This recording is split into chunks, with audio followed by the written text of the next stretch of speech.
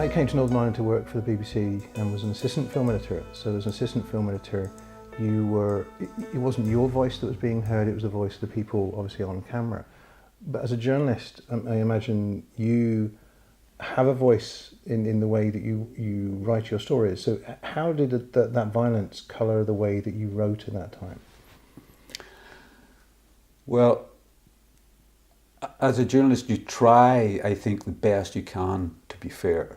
I took a certain position in that when I became a political correspondent, even before that. And I was specialised in politics with the Belfast Telegraph from the late 70s, and then with the Irish News as their political correspondent for 29 years. I took a stance that I would not cast a vote in any election because I felt that as a political journalist I should try my best to exercise a reasonably balanced viewpoint in my reporting. I did vote once. I did go to the ballot box once when the Good Friday Agreement referendum was called because I felt, and I voted yes for the agreement, as did a majority North and South.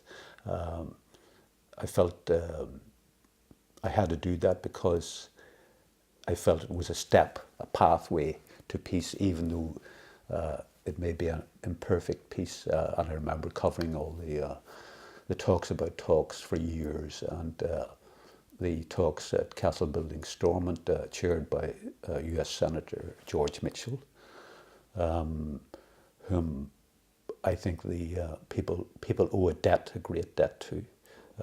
Because he spent 3.5 years of his life with us, a very patient man, dealing with sometimes us in Northern Ireland who politically can be somewhat awkward at times.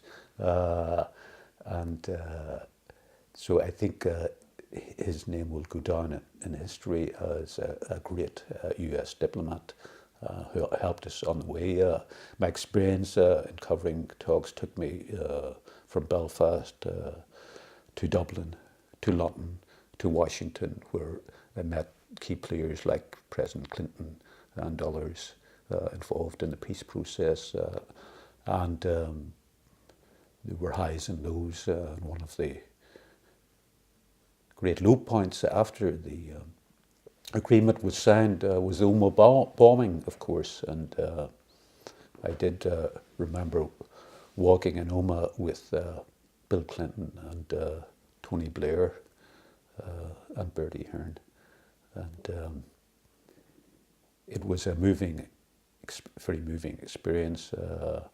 And recently I visited the memorial in Omagh to the victims of that terrible day. And I noticed an inscription on stone and granite from the Ulster poet John Hewitt, who said, "Bear in mind these dead." I think I paraphrased it in an article that I wrote, "Bear in mind the dead." So I think we should do that.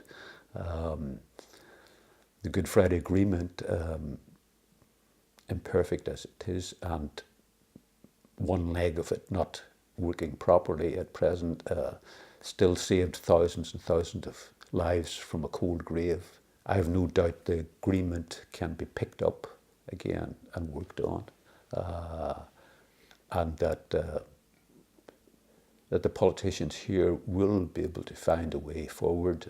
But of course we're complicated by the Brexit negotiations and the talk about a soft border or a hard border. And I mean, as you see, I sit here in my sitting room in Rostrevor, and I can look across Carlingford Loch and see Cooley Mountains, which are in the Republic. I can almost touch that mountain, and it is part of Europe, and Rostrevor at the moment is part of Europe.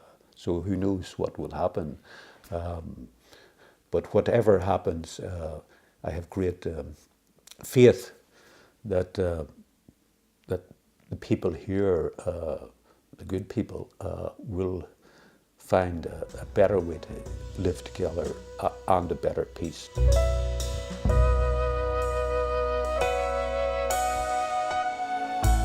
We have more on the way, so please subscribe to this channel and check out the link below if you'd consider becoming a patron to help us keep making more content.